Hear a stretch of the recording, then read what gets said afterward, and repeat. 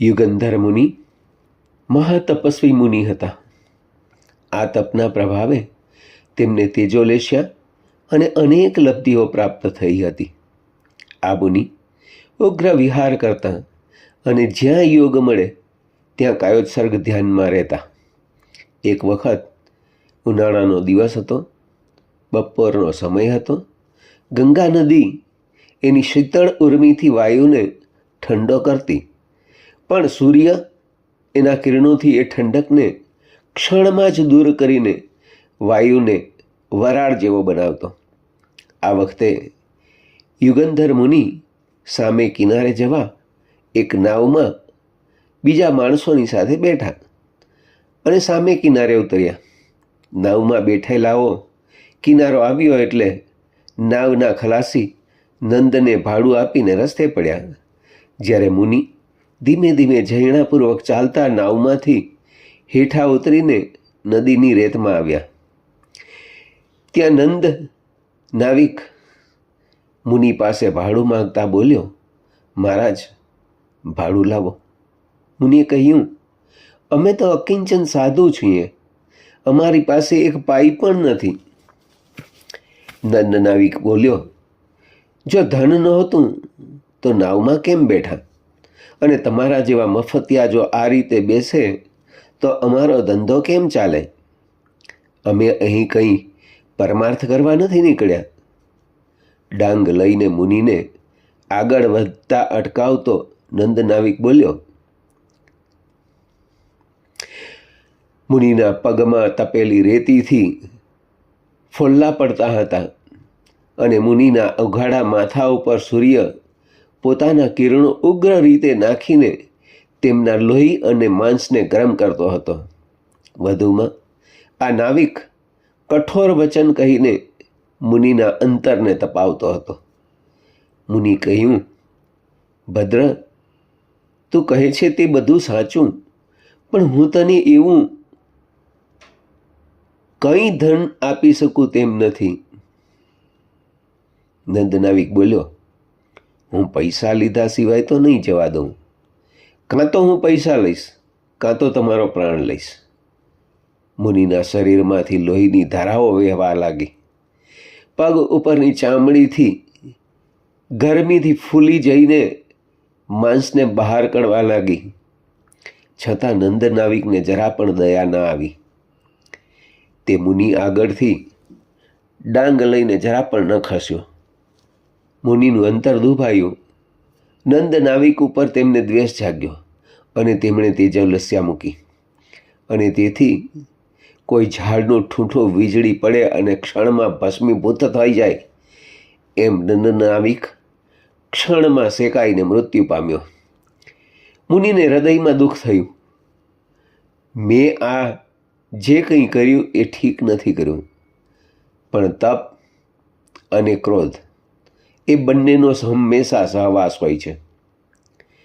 તપસ્વી મહાત્માઓમાં આ બંને પોતાની સરસાઈ કરી કસોટી કરતા હોય છે. યુગંધર મુનિમાં ક્રોધ સરસાઈ કરી ગયો અને તેણે તેજોલસ્યા મુકાવી. નંદ નાવિક તેજોલસ્યાથી મૃત્યુ પામીને ક્રોધથી ધમધમતો કોઈ સભામાં ગૃહગોધિકા થયો. યુગંધર મુનિએ પૂર્વની પેઠે પોતાનો વિહાર અને તપ ચાલુ રાખ્યો. થોડા વખત બાદ ફરતા ફરતા તે મુનિ એક સાંજે ગામના પાદરે એક જગ્યામાં કાયોત્સર્ગ ધ્યાને રહ્યા. છાપરાની વડીમાંથી એક ગોધા બહાર આવી. તેણે મુનિને જોતાં જ એકદમ દ્વેષ જાગ્યો અને તેણે કાયોત્સર્ગ ધ્યાને રહેલા મુનિ ઉપર કચરો ફેંકવા માંડ્યો. છાપરામાંથી રેત, છોતરા અને પછી નળિયા મુનિ ઉપર પડવા લાગ્યા. મુનિનું માથું લોહિયાળ બન્યું અને સાથે હૃદય પણ લોહિયાળ થતાં તેજોલસ્યા મૂકીને મુનિએ તે ગોધાને ત્યાં જ ભસ્મીભૂત કરી. આ ગોધા એ નંદ નાવિકનો જીવ હતો. તે મરીને હંસ થયો. મુનિ તપ્રત તપ તો ઉગ્ર જ કરતા હતા, પણ તે તપને એળે કરનાર ક્રોધ તેમનામાં હર હંમેશા વિજયી નીવડતો. ફરી એકવાર ગંગાના કાંઠે મુનિ કાઉસક ધાને રહ્યા. આ મુનિને હંસ થયેલ નંદ નાવિકના જીવે જોયા. તેણે પાણી પાંખો ઉછાળીને મુનિના શરીર ઉપર છંટકાર્યું. શિયાળાનો દિવસ હતો. ઠંડો ઠંડો ગંગાનો પવન શરીરને સોયની જેમ ભોંકીને પસાર થતો હતો. ત્યાં વળી આ હંસે ઓછામાં પૂરું શરીર ઉપર પાણી છાંટવા માંડ્યું. એ સહેવાયું નહીં એટલે તરત તેજોલેસ્ય મૂકી સળગતા અગ્નિમાં કાંઈ શેકી નાખે એમ તેને બાળી નાખ્યો. આનું પરિણામ એ આવ્યું કે હંસ જેવી ભદ્રિક જાતિ છોડીને અંજન પર્વતમાં ક્રૂર સિંહ થયો.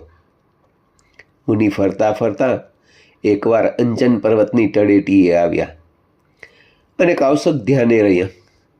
મધ્યરાત્રિ થઈ એટલે સિંહની ત્રાળો ગરજવા લાગી. મુનિ તો ધ્યાનમાં સ્થિર હતા. ત્યાં ત્રાડ પાડતો સિંહ બહાર આવ્યો અને મુનિને દેખતા જ તેનો ક્રોધ ભભૂકી ઉઠ્યો. તે જેવો મુનિ ઉપર છલાંગ મારે છે ત્યાં તો મુનિએ તેજોલેસ્યાથી તેને બાળી નાખ્યો. મુનિ આમ કાઉસક ઉપર કાઉસક કરીને કાયાને દમતા હતા, પણ આ બધું દમન આવી રીતે કોઈને કોઈ નિમિત્ત મળતા એળે જતું. સિંહ મૃત્યુ પામીને બટુક બ્રાહ્મણ થયો. મુનિનો વિહાર પ્રદેશ મધ્ય દેશ હતો. ફરતા ફરતા વારાણસીમાં મુનિ પધાર્યા. બટુકે આ મુનિને દેખ્યા કે તરત જ તે ક્રોધથી સળગી ઉઠ્યો અને તેણે પોતાના નાના બાળ મિત્રોને ભેગા કરીને મુનિની પજવણી શરૂ કરી. મુનિએ તેની પજવણીને સમતા લાવી ખૂબ સહી, પણ આ પજવણી કોઈ જ રીતે ન અટકી. એટલે તલવાર જેની પાસે હોય એને ક્રોધ આવે તો જેમ ઘા કરે એમ તેમણે પોતાની પાસે રહેલ તેજોલેસ્યા એની ઉપર ફેંકી અને તેને બાળી નાખ્યો. આ મૃત્યુક મૃત્યુ પામીને વારાણસીનો રાજા થયો. વારાણસીનો રાજવી એક વખત ઉદ્યાનમાં હતો. ત્યાં તેની આગળથી પસાર થતાં કોઈ મુનિને તેણે જોયા. રાજા એકદમ ઉહોપહમાં આવ્યો. મેં આવા સાધુને કોઈ ઠેકાણે જોયા છે, પણ ક્યાં તે યાદ આવતું નથી. આમ ઊંડા વિચારમાં રાજાને મૂર્છા આવી. સેવકો ગભરાઈ ગયા, દોડાદોડી કરી, પણ થોડી જ વારમાં તે મૂર્છા દૂર થઈ. ત્યારે રાજાનું મુખ પ્રસન્ન હતું, સાથે ગંભીર પણ હતું. તે તરત જ વિચારે ચડ્યો, મેં નંદ નાવિકના ભાવમાં મુનિને ખોટા પજવ્યા, જેથી મેં 4 ભાવ ખોટી વેરની પરંપરા બાંધી. હું તો ભવ રખડ્યો, પણ આ તપસ્વી મુનિ કે જેમનું તપ કેવળ જ્ઞાન અપાવે તેવું છે, તેઓની મેં ફોકટ કથાર્થના કરી. જો આ ભાવમાં તે મુનિ મળે તો હું તેમની સાથે ક્ષમા યાચના કરું અને વેરમુક્ત બનીને તેમને વેરમુક્ત કરું. પણ એ અત્યારે છે કે નહીં અને એ મુનિ ક્યાં હશે તેની ભાળ કેવી રીતે મેળવું? રાજાએ આ મનની વાત કોઈને કહી નહીં અને પોતાના પૂર્વ ભાવને સૂચવનાર શબ્દો ગંગાએ નાવીયો નંદો, સભાએ ગીહ કોયલો, હંસ મયંગ તીરૈય સિંહો, જમ ન પવ્વયે વારાણસીએ બટુઓ રાયા ઇથેવ આસિયો. આવા પ્રકારના 6 પદ બનાવ્યા અને જાહેર કર્યું. આના છેલ્લા 2 પદની સાચી પૂર્તિ કરશે તેને રાજા અર્ધું રાજ્ય આપશે. રાજ્યનો લોભ કોને નથી? ઠેર ઠેરથી લોકો આ શ્લોકની પૂર્તિ કરવા આવવા માંડ્યા, પણ કોઈ પણ પદ રાજાને કબૂલ ન થયું. વારાણસીના બજારમાં, જંગલ અને ખેતરોમાં સૌ કોઈને મોઢે ગંગાએ નાવ્યો નંદો પદ ચડ્યું. એક વખત વિહાર કરતાં કરતાં યુગંધર મુનિ વારાણસીના સીમાડામાં આવ્યા અને એક ખેતરની બાજુએ કૌશક ધ્યાને રહ્યા. ત્યાં અચાનક તેમને કાને ગોવાળના મુખથી બોલાતો ગંગાએ નાવ્યો નંદોના અક્ષરો કાને પડ્યા. મુનિનું ધ્યાન આ પદમાં પરોવાતા પૂર્વજીવન યાદ આવ્યું. અરે, હું વૃદ્ધત્વને કિનારે આવ્યો છું, છતાં મેં કંઈ કલ્યાણ ન સાધ્યું. મુનિએ કૌશક પાર્યો અને ગોવાળને પૂછ્યું, આ શું બોલો છો? ગોવાળે કહ્યું, મુનિ, વારાણસીના રાજાને કોઈ મુનિને જોતા પોતાનું જાતિસ્મરણ જ્ઞાન થયું છે અને તેથી તેણે આ સમસ્યા બનાવી છે અને જે તેને પૂરે તેને અડધું રાજ્ય આપવાનું જાહેર કર્યું છે. મુનિ તરત જ બોલી ઉઠ્યા, એ સીમ ધાયગો જોઉં સોહુ ઇત્થ સમાગો. એમનો ઘાત કરનાર એ હું અહીં આવ્યો છું. આટલું બોલીને મુનિ પાછા કૌશક ધ્યાનમાં રહ્યા. ગોપાળ રાજા પાસે પહોંચ્યો અને બધી વાત કહી. આ પૂર્તિ કહી રાજા ખૂબ આનંદ પામ્યો અને ગોવાળને તેણે સાથે લીધો અને મુનિને ખમાવીને વેર આલોચી નિર્મુક્ત થવા નીકળ્યો.